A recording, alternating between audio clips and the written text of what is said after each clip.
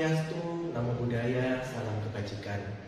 Perkenalkan, saya Hendro Stantono, dosen pendidikan IPS, Fakultas Ilmu Pendidikan, Universitas Islam Raden Rahmat Malang, dengan NIDN 0725128303. Pada kesempatan kali ini, saya akan menunjukkan penilaian deskripsi diri unjuk kerja Tridharma Perguruan Tinggi atau PDD UKT-PT dalam bidang pengajaran. Sesuai dengan bidang keilmuan yang saya dalami, yakni pendidikan ekonomi, pada penyampaian PDD UKT-PT ini saya akan menjelaskan terkait dengan mata kuliah yang saya ampu pada program studi pendidikan IPS, yaitu mata kuliah Perekonomian Indonesia. Di sini saya akan menjelaskan terkait dengan deskripsi mata kuliah Perekonomian Indonesia, di mana mata kuliah Perekonomian Indonesia ini memiliki bobot 2 SKS.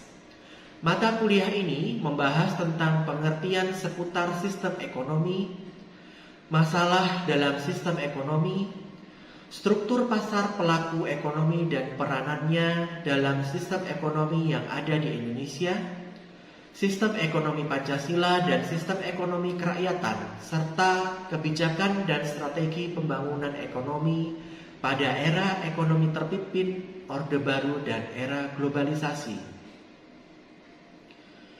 Dalam pembelajaran mata kuliah Perekonomian Indonesia ini, kemampuan akhir yang diharapkan adalah yang pertama, mahasiswa mampu memahami definisi, perkembangan, dan landasan filosofis sistem ekonomi Indonesia.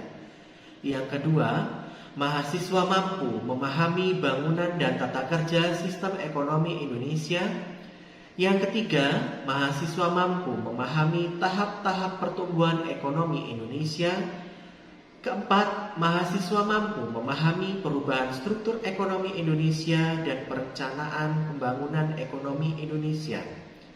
Yang kelima, mahasiswa mampu menjelaskan sistem fiskal, keuangan, moneter, dan investasi. Yang keenam, mahasiswa mampu menjelaskan neraca pembayaran. Yang ketujuh, mahasiswa mampu menjelaskan kependudukan dan tenaga kerja. Dan yang terakhir, mahasiswa mampu menjelaskan masalah pertanian, industri, perdagangan, dan pangan.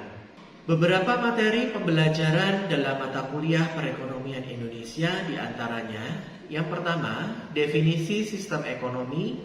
Kedua, landasan filosofis sistem ekonomi Indonesia. Yang ketiga, perkembangan sistem ekonomi Indonesia. Keempat, bangunan dan tata kerja sistem ekonomi Indonesia. Kelima, tahap-tahap pertumbuhan ekonomi Indonesia. Keenam, perubahan struktur ekonomi Indonesia. Ketujuh, perencanaan pembangunan ekonomi. 8. Sistem keuangan dan moneter. 9. Sistem fiskal. 10. Investasi. 11. Neraca pembayaran. 12. Kependudukan dan tenaga kerja. Dan yang terakhir, masalah pertanian, industri, perdagangan, dan pangan. Dalam pembelajaran, saya juga menggunakan referensi buku, di antaranya yang pertama, yaitu karangan Dumairi yang berjudul Perekonomian Indonesia. Yang kedua, karangan Satar yang berjudul Perekonomian Indonesia. Dan yang ketiga, karangan I Gusti Ayu Purnawati yang berjudul Perekonomian Indonesia. Dan yang terakhir, selain buku referensi, saya juga menggunakan referensi seperti jurnal nasional dan internasional yang terakreditasi yang berkaitan dengan perekonomian Indonesia. Sistem pembelajaran yang digunakan pada mata kuliah Perekonomian Indonesia yaitu berbasis online. Sistem pembelajaran online yang saya gunakan yaitu menggunakan aplikasi Zoom untuk pemaparan materi dan diskusi, Google Classroom untuk pengumpulan tugas, aplikasi Quizzes dan Kahoot untuk mengerjakan soal UTS dan UAS, dan WhatsApp Group untuk komunikasi kelas antara dosen dan mahasiswa. Model pembelajaran yang saya gunakan dalam mata kuliah Perekonomian Indonesia yaitu menggunakan model TPS atau Think Pair Share yang terdiri dari 3 tahapan, yaitu tahapan yang pertama yaitu tahap think atau berpikir secara individual. Proses tim pair share dimulai pada saat saya memberikan materi untuk menggali konsepsi awal mahasiswa. Pada tahap ini, mahasiswa saya beri batasan waktu atau think time untuk memikirkan jawabannya secara individual terhadap pertanyaan yang diberikan. Dalam penentuannya, saya harus mempertimbangkan pengetahuan dasar mahasiswa dalam menjawab pertanyaan yang diberikan. Kemudian untuk tahapan yang kedua, yaitu tahap pairs atau berpasangan dengan teman yang ada di sebelahnya. Pada tahapan ini, saya mengelompokkan mahasiswa secara berpasangan. Di sini saya menentukan bahwa pasangan setiap mahasiswa adalah teman yang duduk di sampingnya. Hal ini dimaksudkan agar mahasiswa tidak pindah mendekati mahasiswa lain yang lebih pintar dan meninggalkan teman yang ada di sebelahnya. Kemudian mahasiswa mulai bekerja dengan pasangannya untuk mendiskusikan mengenai jawaban atas permasalahan yang telah saya berikan. Setiap mahasiswa memiliki kesempatan untuk mendiskusikan berbagai kemungkinan jawaban secara sederhana. Untuk tahap yang ketiga, yaitu tahap share atau berbagi jawaban dengan pasangan lain atau seluruh kelas. Pada tahapan ini, mahasiswa dapat mempresentasikan jawaban secara perseorangan atau secara kooperatif kepada kelas sebagai keseluruhan kelompok.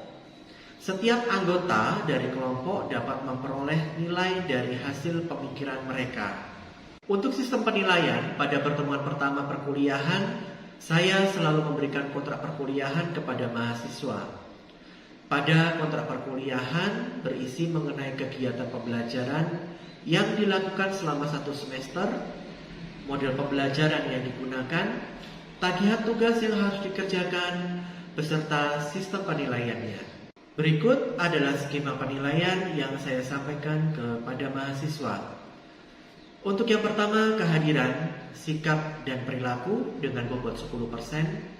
Yang kedua, keaktifan selama diskusi dengan bobot 10%. Yang ketiga, tugas kelompok dengan bobot 15%. Yang keempat, tugas mandiri atau terstruktur dengan bobot 25%. Yang kelima, UTS dengan bobot 20%. Dan yang keenam, UAS dengan bobot 20%. Demikianlah penjabaran terkait mata kuliah perekonomian Indonesia. Selanjutnya, saya akan menampilkan cuplikan pembelajaran perekonomian Indonesia pada submateri definisi sistem ekonomi dengan menggunakan aplikasi Zoom.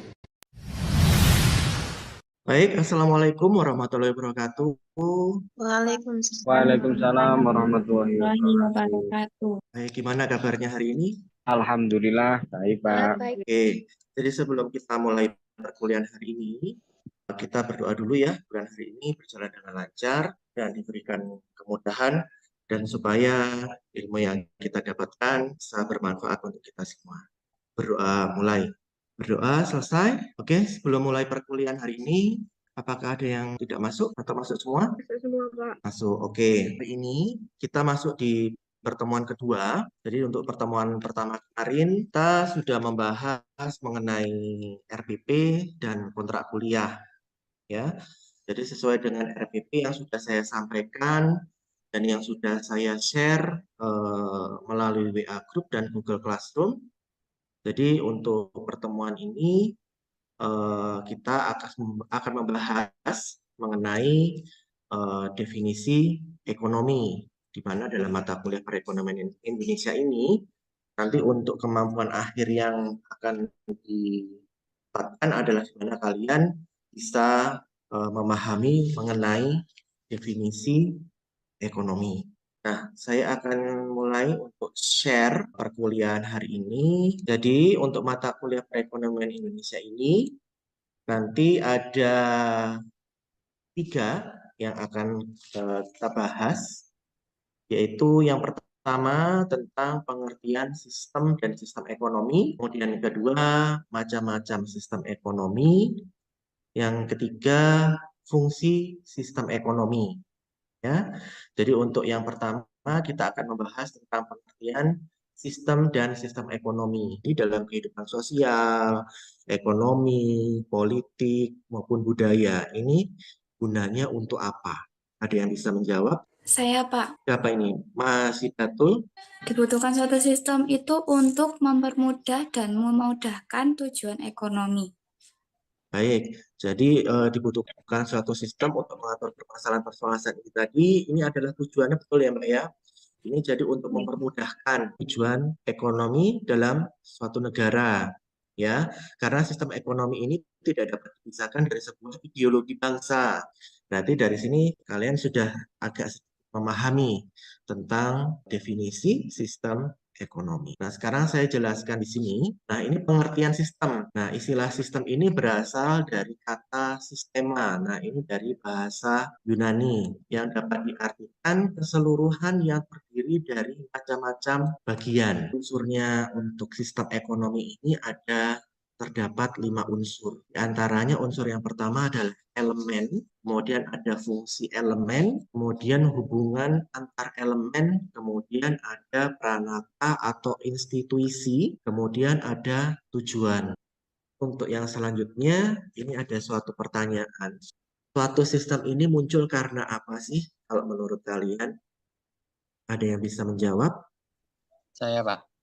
Apa ya? Oh, Muhammad Fasihul Islam. Oke, bagaimana Mas? Menurut Anda, Mas? Suatu sistem itu akan bisa muncul karena adanya usaha manusia untuk memenuhi kebutuhannya itu ya. Oke, suatu sistem itu muncul karena adanya usaha manusia untuk memenuhi kebutuhan ya, baik itu kebutuhan hidup dan sebagainya ya berarti ya. Loh, kok bisa Pak? Iya, karena kita kan di sini sistem ini kan adalah untuk mengatur kehidupan manusia ya, karena kebutuhan manusia ini bersifat dasar.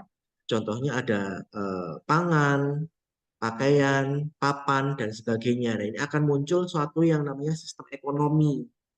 Jadi intinya adalah suatu sistem ini muncul karena adanya usaha manusia untuk memenuhi kebutuhannya. Ini ada pertanyaan? Ya nggak ada ya. Kalau nggak ada kita lanjut. Sekarang kita akan membahas tentang yang namanya sistem ekonomi. Nah, di sini ada 4 pendapat. Ada menurut Adam Smith, ada Suroso, ada Dumairi, kemudian ada Gregory, Guzman, dan Eman. Sampai sini ada pertanyaan? Saya, Pak. Vito. Oke, silakan Mas Vito. Oke. Yang dimaksud dengan unit-unit agen-agen serta lembaga ekonomi itu siapa ya, Pak? Terima kasih. Oke, seperti yang dijelaskan Gregory Guzman, kita bahas dari unit-unit. Nah, ini ada yang namanya unit-unit ekonomi. Di mana unit ekonomi ini adalah individu atau kelompok dalam sistem ekonomi yang bekerja sama untuk mencapai tujuan-tujuan. Ada yang namanya perusahaan, kemudian serikat kerja dan juga kantor pemerintah. Itu termasuk dalam unit ekonomi. Sampai sini sudah jelas Mas Vito? Baik, Pak. Sudah. Terima kasih. Sudah jelas, baik. Pengertian sistem ekonomi itu apa kesimpulannya? Berdasarkan menurut para ahli. Ada yang bisa menjawab? Sesuatu yang mencakup seluruh kegiatan-kegiatan dan proses yang bertujuan agar masyarakat dapat tercukupi kebutuhannya. Ya, intinya seperti itu ya Mbak ya. Jadi yang bertujuan agar masyarakat dapat tercukupi semua kebutuhannya. Lanjut saja ya. Untuk macam-macam sistem ekonomi. Nah, untuk yang pertama, di sini ada yang namanya sistem ekonomi tradisional, di mana sektor ekonomi ini berkaitan erat dengan tradisi dan adat istiadat. Kemudian yang kedua, ada yang namanya sistem ekonomi komando. Nah, ini pemerintah memiliki kuasa penuh dalam sektor ekonomi. Kemudian untuk yang ketiga, ada yang namanya sistem ekonomi liberal, di mana masyarakat memiliki kebebasan di sektor ekonomi. Kemudian di sini yang keempat, ada yang namanya sistem ekonomi campuran, di mana pemerintah dan masyarakat memiliki peran yang seimbang. Mungkin ada pertanyaan sebelum saya lanjutkan materinya. Pak, saya tanya. Atas nama siapa ini? Pak Izzatul Tahiron. Oke, silakan Mbak, apa yang mau ditanyakan? Negara mana saja Pak yang masih menganut sistem ekonomi tradisional? Sistem ekonomi tradisional. Baik, sistem ekonomi tradisional. Ini sektor ekonomi berkaitan erat dengan tradisi dan adat istiadat. Nah, kalau untuk negaranya yang menganut sistem ekonomi tradisional ini seperti Afrika Tengah, ya. Kemudian ada Ethiopia, kemudian ada Malawi, dan juga yang terakhir ada di negara kita sendiri, yaitu Indonesia. Yang ada di Indonesia ini seperti kalau kalian lihat, ini ada di NTT, kemudian ada di Wulandoni. Nah, di beberapa desa terpencil dengan akses yang sulit ditemukan, mereka masih bertukar hasil pangan. Jadi beras ditukar dengan, misalkan bisa ditukarkan dengan minyak.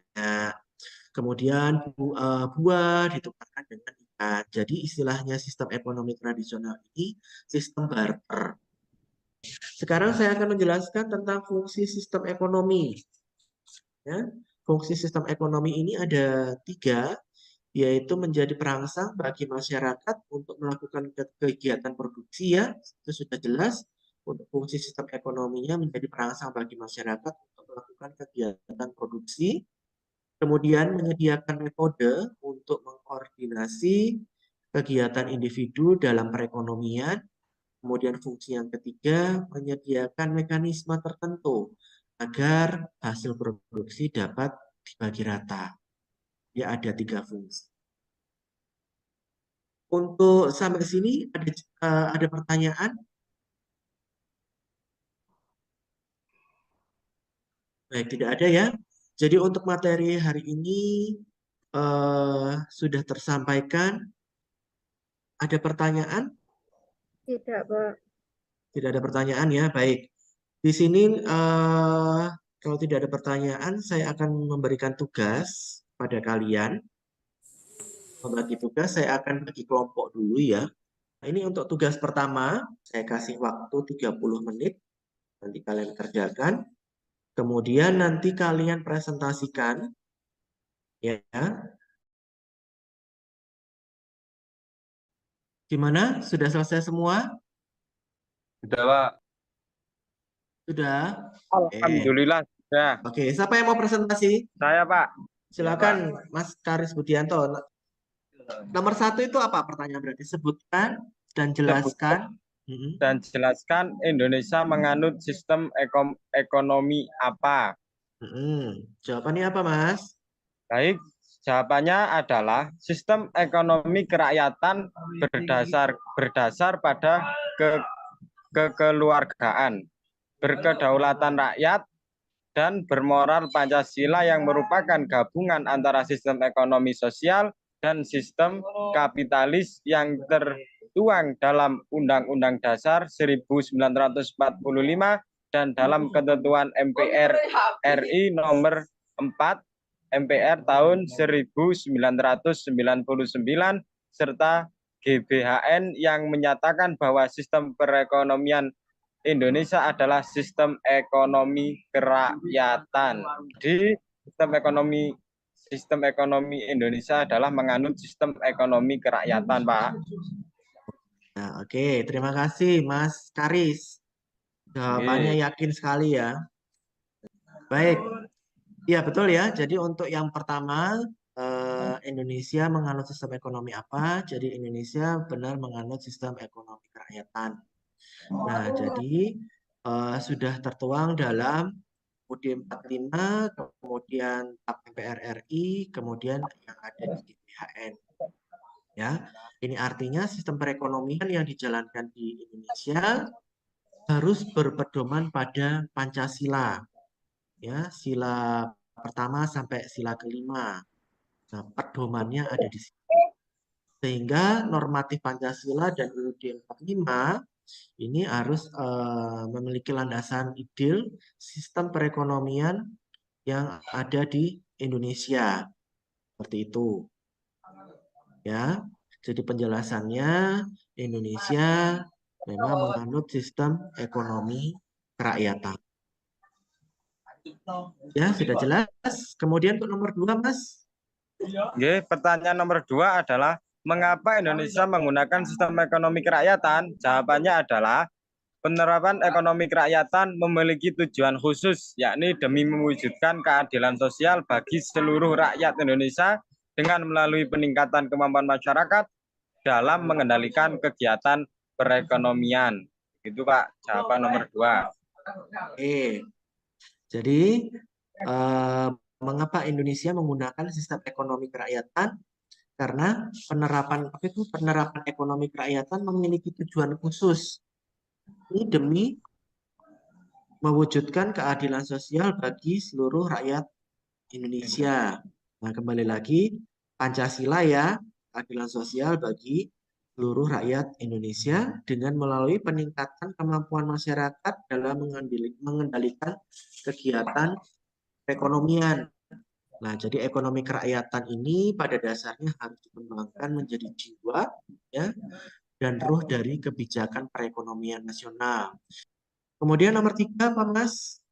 Baik, nomor 3 pertanyaannya adalah bagaimana peran negara dalam mendukung sistem kerakyatan di Indonesia? Jawabannya ialah sebagaimana yang tertera dalam Undang-Undang Dasar tahun 1945 pada pasal 27 ayat 2, pasal 33 dan pasal 34 mengenai peran negara dalam sistem ekonomi kerakyatan secara umum. Peran negara dalam penerapan sistem di Indonesia meliputi 1. Memiliki pertumbuhan dan pengembangan koperasi. 2. Melakukan pengembangan dan pemeliharaan BUMN. 3. Memastikan pemanfaatan bumi, air, dan sumber daya alam di bumi Indonesia akan digunakan sebesar-besarnya untuk kemakmuran rakyat Indonesia. Nomor yang keempat, memberikan hak kepada setiap warga negara Indonesia atas penghidupan dan pekerjaan yang layak. Nomor 5, yang terakhir yakni memelihara anak terlantar dan fakir miskin. Begitu Pak jawaban dari soal nomor 3. Terima kasih Mas Karis. Ya, jadi itu sudah dijelaskan oleh Mas Karis, itu adalah peran secara umum ya. Nah, di sini juga peran khususnya dalam mewujudkan perekonomian ini sesuai dengan sistem ekonomi kerakyatan seperti yang dijalankan di Indonesia. Nah, jadi untuk peran negara dalam mendukung sistem kerakyatan di Indonesia seperti penjelasan peran secara umum yang dijelaskan oleh Mas Karis. Nah, kemudian kalau kita merujuk pada pasal yang terdapat dalam UUD 45, nah ini peran negara dalam kegiatan ekonomi ini ada 7 ya. Itu seperti penyusun perekonomian itu ada tertuang di pasal 33 ayat 1. Kemudian untuk menguasai cabang-cabang produksi itu juga tertuang dalam UUD 45 pasal 33 ayat 2. Nah, kemudian menguasai dan memastikan pemanfaat bumi, air, dan segalanya itu tertuang pada pasal 33 ayat 3. Nah, jadi semua untuk peran khususnya ini merujuk ke pasal 33, pasal 33 ayat 1, pasal 33 ayat 2, pasal 33 ayat 3.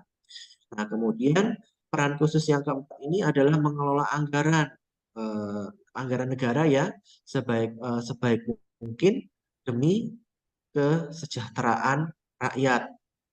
Kemudian untuk peran yang kelima ini harus menjaga stabilitas moneter, kemudian memastikan setiap warga negara dapat memperoleh haknya. Ini sesuai dengan pasal 27 ayat 2. Kemudian memelihara fakir miskin dan anak-anak terlantar seperti yang disampaikan tadi, itu masuk di pasal 34. Seperti itu. Nah, jadi kalian juga harus menguasai supaya mengetahui bagaimana sih peran negara ini dalam mendukung sistem kerakyatan yang ada di Indonesia. Seperti itu penjelasannya ya. Kemudian selanjutnya Mas, untuk yang keempat. Baik, pertanyaan nomor 4 adalah bagaimana penerapan sistem ekonomi kerakyatan di Indonesia? Jawabannya adalah sistem ekonomi kerakyatan sangat sejalan dengan Indonesia, juga sesuai dengan kebijakan perekonomian nasional Indonesia. Meskipun Indonesia termasuk tertinggal dari beberapa negara yang lebih dulu menerapkan sistem ini, namun terdapat sejumlah bukti nyata dari adanya sistem ekonomi kerakyatan di negara ini. Ialah satu, terwujudnya koperasi berdasarkan pada Undang-Undang Dasar 1945 pasal 33 ayat 1 mengenai usaha bersama atas dasar kekeluargaan. Koperasi menjadi contoh nyata usaha yang berdasar asas kekeluargaan dari adanya penerapan sistem ekonomi kerakyatan di Indonesia, yang mana koperasi masih ada di era digitalisasi sekarang ini. Bahkan koperasi mulai masuk ke desa-desa pelosok Nusantara. Dan yang kedua, banyak UMKM. UMKM menjadi bukti selanjutnya dari adanya penerapan sistem ekonomi kerakyatan di Indonesia, yang mana UMKM menjadi motor penggerak ekonomi negara dengan menjadi komoditas unggulan Nusantara melalui hasil kerajinan dari rakyat. Begitu Pak jawabannya. Terima kasih. Oke, terima kasih Mas Karis. Jadi sudah lengkap ya. Jadi bagaimana peran sistem ekonomi kerakyatan di Indonesia seperti yang disampaikan oleh Mas Karis. Jadi masih salah satu buktinya adalah koperasi. Jadi dalam sistem digitalisasi saat ini masih ada koperasi. Koperasi ini merupakan salah satu contoh konkret ekonomi kerakyatan yang ada di Indonesia. Tujuannya jadi untuk meningkatkan kesejahteraan para masyarakat pedesaan. Kemudian untuk bukti yang kedua juga adanya banyaknya UMKM. Nah, sekarang menjamur nih UMKM.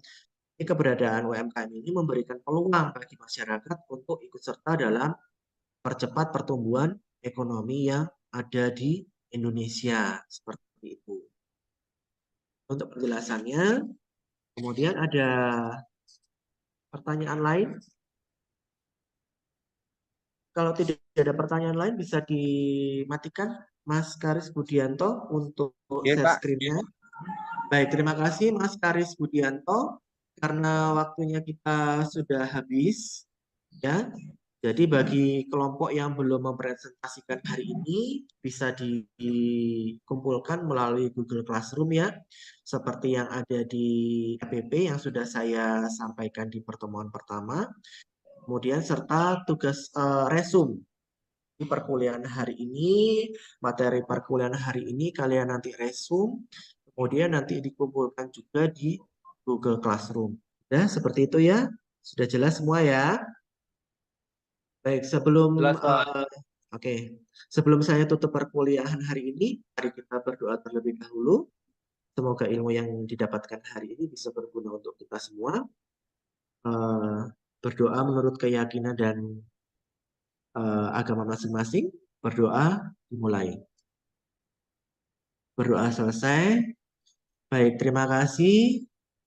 Kita ucapkan alhamdulillahirabbil alamin. Saya akhiri. Assalamualaikum warahmatullahi wabarakatuh. Waalaikumsalam warahmatullahi wabarakatuh. Demikianlah cuplikan pembelajaran mata kuliah perekonomian Indonesia pada prodi pendidikan IPS. Semoga memberikan manfaat untuk kita semua. Kurang dan lebihnya saya mohon maaf. Wassalamualaikum warahmatullahi wabarakatuh.